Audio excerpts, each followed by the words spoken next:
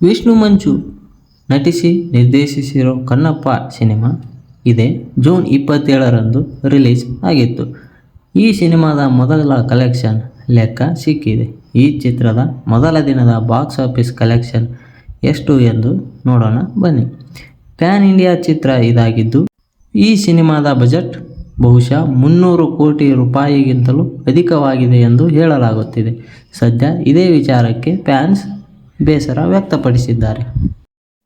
Kannappa cinema ಪೌರಾಣಿಕ ವಿಚಾರವನ್ನು ಹೇಳಲಾಗಿದೆ, ಆದರೆ ಇದರಲ್ಲಿ ರೊಮ್ಯಾಂಟಿಕ್ ಟ್ರ್ಯಾಕ್ ಮೇಲೆ ಹೆಚ್ಚು ಗಮನ ಹರಿಸಲಾಗಿದೆ.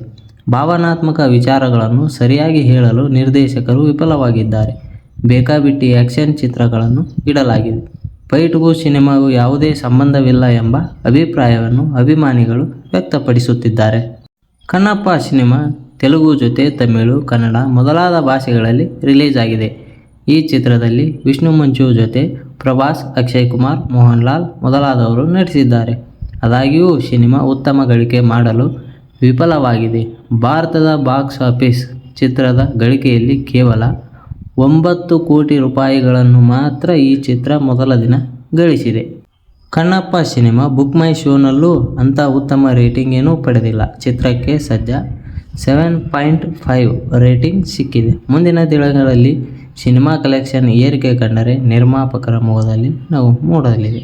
ಇಲ್ಲವಾದರೆ ನಿರ್ಮಾಪಕರಿಗೆ ಭಾರಿ ನಷ್ಟವನ್ನು ತಂದೊಡ್ಡಲಿದೆ.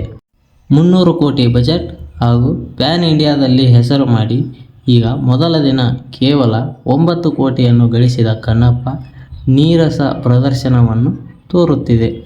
ಇದರಿಂದ ಬೇರೆಯ ನಿರ್ದೇಶಕರು ಯಾವ ರೀತಿಯ ಸಿನಿಮಾವನ್ನು ಪ್ರೇಕ್ಷಕರು ಆಸೆ ಪಡುತ್ತಾರೋ ಆ ರೀತಿಯ ಚಿತ್ರಗಳನ್ನು ತರುವಲ್ಲಿ ಯಶಸ್ವಿಯಾಗಬೇಕು. ಈ ಮಾಹಿತಿ ನಿಮಗೆ ಇಷ್ಟವಾಗಿದ್ದಲ್ಲಿ ಈ ವಿಡಿಯೋಗೆ ಒಂದು ಲೈಕ್ ಮಾಡಿ ಹಾಗೂ ನಮ್ಮ ಚಾನಲನ್ನು ಸಬ್ಸ್ಕ್ರೈಬ್ ಮಾಡಿ. ಧನ್ಯವಾದಗಳು.